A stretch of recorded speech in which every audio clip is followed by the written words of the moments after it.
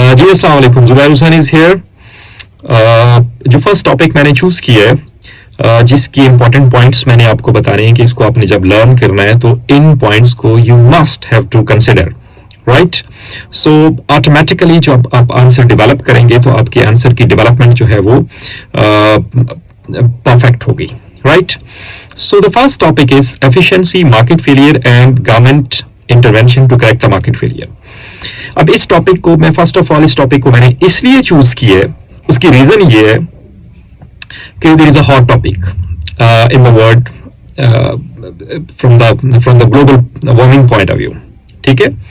सो ये negative externalities की creation जो है cause of the global warming, ठीक है। सो इसलिए this topic is very important और अराउंड 80% चांसेस के क्वेश्चन जो है वो यहां से डेवलप होगा इंशाल्लाह इन पेपर्स में भी। तो इस टॉपिक को आपने you must have to learn this topic. अब इस टॉपिक को लर्न करने के लिए जिन पॉइंट्स को आप लोगों को कंसिडर करना होगा, ठीक है, उनमें सबसे पहले the first of all you must have to write the definition. You must have to memorize the definition of market failure.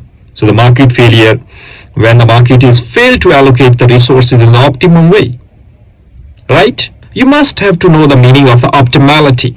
Optimality के लिए आपको जब आपने एग्जामिनर को optimality का बताना है तो आपको बेटा ये डायग्राम जो है, दिस डायग्राम आपको ड्रॉ करना होगी, ठीक है। इस डायग्राम में क्या है? You must have to draw the supply and simple supply and demand diagram, ठीक है, and set the price where the equilibrium exists, where the supply and demand meet, and फिर उसके बाद आपको ये भी पता होना चाहिए कि supply curve represents the marginal private cost and marginal social cost, and demand curve represents the marginal private benefits and marginal social benefits. सो ये क्यों इनका रिलेशन क्या है डिमांड कर्व के साथ, सोशल बेनिफिट्स का और प्राइवेट बेनिफिट्स का, और सप्लाई कर्व के साथ मार्जिन प्राइवेट का रिलेशन क्या है, मार्जिनल सोशल कॉस्ट का रिलेशन क्या है। तो इसका भी आपको जो है वो लॉजिक आना चाहिए, ओके, ठीक है। आपने ये ऑप्टिमैलिटी का उसको बता दिया एग्जामिनर को और आपको ये पता भी होना चाहिए। फिर उसके बाद आपने बेटा मार्केट फेलियर को लिंक करना है एलोकेटिव एफिशिएंसी के साथ, राइट।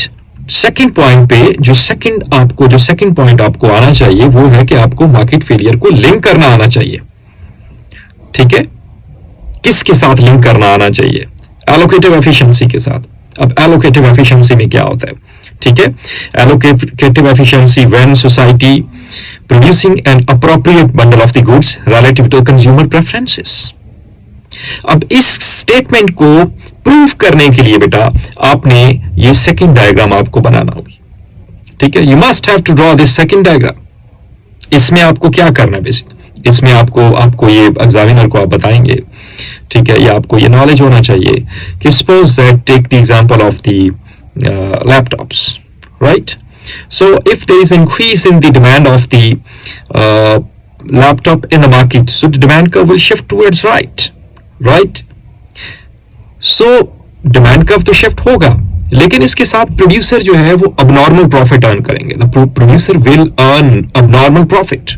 अब इस abnormality की सिचुएशन में, abnormal profit की सिचुएशन में more firms will enter into the market. जब more firms will enter होंगी मार्केट में तो इसका मतलब है सप्लाई इंक्रीज होगी मार्केट में, ठीक है। So on one side demand increase हुआ था मार्केट में, ऑन अदर साइड आपकी मार्केट में जो है वो मार्केट ऑफ द लैपटॉप में इंक्रीज हो रहा है बेटा, सप्लाई इंक्रीज हो रहा है, तो इफेक्ट नलिफाई हो जाएगा, ठीक है। इफेक्ट नलिफाई हो जाएगा और price, same price will prevail in the market, जो कि ये जो शो हो रही है, ठीक है, डायग्राम में। अच्छा, तो इसका मतलब क्या हुआ कि कोई चेंज नहीं आएगा प्राइस में। अब ये वो सिचुएशन है, दिस इज द सिचुएशन जो एग्जिस्टिंग फर्म्स हैं वो मार्केट से एग्जिट नहीं करेगी, right.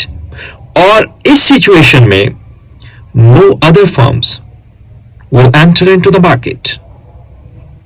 So this occurs when price is equal to the marginal cost. अब ये price is equal to the marginal cost के रिलेशनशिप की जो डेप्थ है ये भी आपको आनी चाहिए, ठीक है, राइट। इसका लॉजिक आपको आना चाहिए। अगर आपने डिटेल से इन चीजों को लर्न करना है तो आप मेरे ऑनलाइन लेसन्स में आ सकते हैं. You can join my online lessons, right. फिर उसके बाद बेटे आपने ये लिंक जनरेट कर लिया आपने, ठीक है. तो फिर आपने बताना है कि ये मार्केट फेलियर में जो ऑप्टिमैलिटी अचीव नहीं हो रही होती, तो this means that there is over allocation of resources and under allocation resources. तो ये बेटा आपका जो है वो एक इंट्रो सेटल हो जाता है.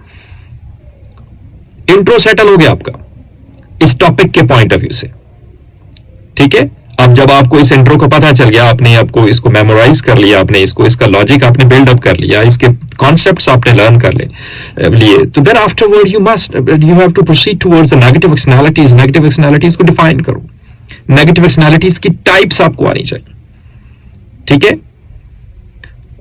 फिर नेगेटिव एक्सटर्नैलिटी कंज्यूमर साइड पे भी होती है, फिर नेगेटिव एक्सटर्नैलिटी प्रोड्यूसर साइड से भी होती है. इसका आपको पता होना चाहिए और इसकी रिप्रेजेंटेशन आपको डायग्राम से करनी है, राइट. देन आफ्टरवर्ड जब आपने ये नेगेटिव एक्सटर्नैलिटी को कंज्यूमर साइड की हो या प्रोड्यूसर साइड की हो, उसको डायग्राम के थ्रू रिप्रेजेंट कर लिया बेटा, तो then you must have to learn about the welfare loss of the negative production और कंजम्पशन एक्सटर्नैलिटी. वेलफेयर लॉस का आपको पता होना चाहिए, ठीक है.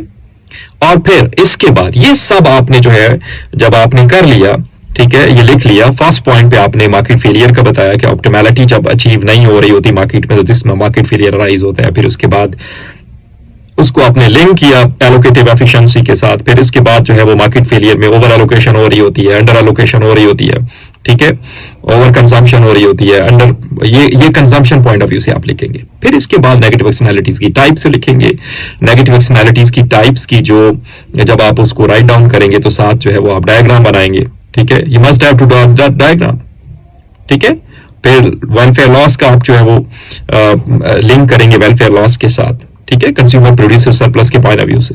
देन आफ्टरवर्ड, ठीक है, जब ये आप लिख लेंगे तो फिर गवर्नमेंट क्या एक्शंस लेती है, ठीक है. गवर्नमेंट लेजिस्लेट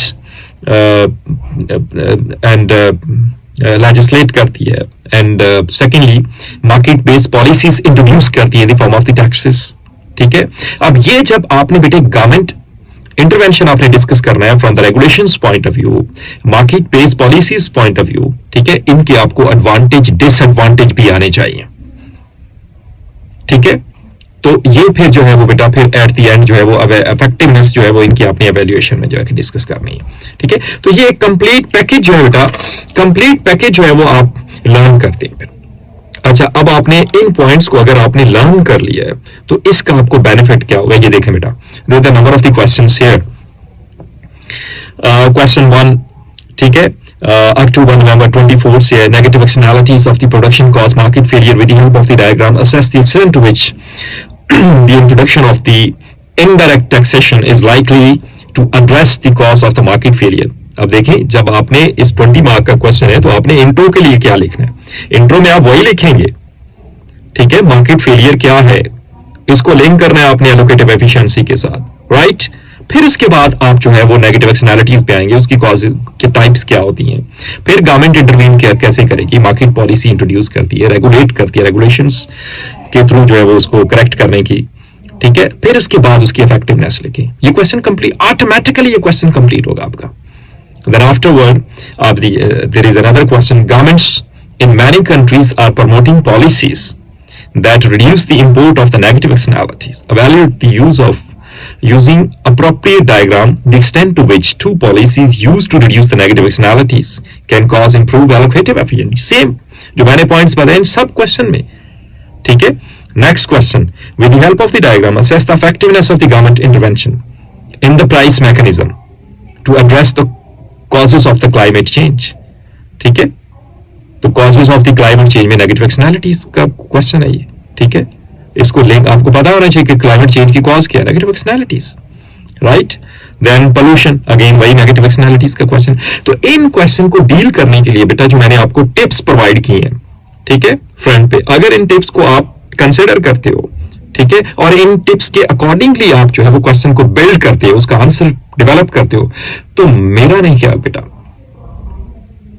कि आपके 17-18 से मार्क कम आएंगे. लेकिन अप्रोप्रिएट डायग्राम जो मैंने आपको डायग्राम बताई है कि जब when you have to right about the negative externalities, तो आपकी प्रॉपर डायग्राम्स वहां पे उसकी रिप्रेजेंटेशन होनी चाहिए डायग्राम्स के थ्रू आप। सो इस तरीके से करना है बेटा। तो ये फर्स्ट टॉपिक मैंने आपके साथ डिस्कस कर लिया है। एक लास्ट पे एक बात आप लोगों ने याद रखनी है कि जब तक ये 3 टॉपिक्स इनको कंबाइन करके नहीं लेके चलेंगे आप, तो क्वेश्चन कंप्लीट नहीं होगा बेटा। जो क्वेश्चन की डिमांड होती है उसको आप जो है वो कंप्लीट नहीं करेंगे, ठीक है। जो क्वेश्चन की डिमांड होती है जाहिर है उसके अकॉर्डिंगली आप आंसर डेवलप ही नहीं कर सकेंगे। तो इन 3 चैप्टर्स को आपने साइड बाय साइड लेके चलना है, और साइड बाय साइड लेके चल के आपने अपनी लर्निंग डेवलप करनी है। लर्निंग डेवलपमेंट के बाद आप ये पास पेपर के क्वेश्चंस मैंने यहाँ पे शीट में जो है वो राइट डाउन किए हुए हैं, इनको जब आप करेंगे तो आपको क्वेश्चन करने का मजा आएगा। Thank you very much, take care of yourself. हाजिर होऊंगा नेक्स्ट क्वेश्चन के साथ। Thank you.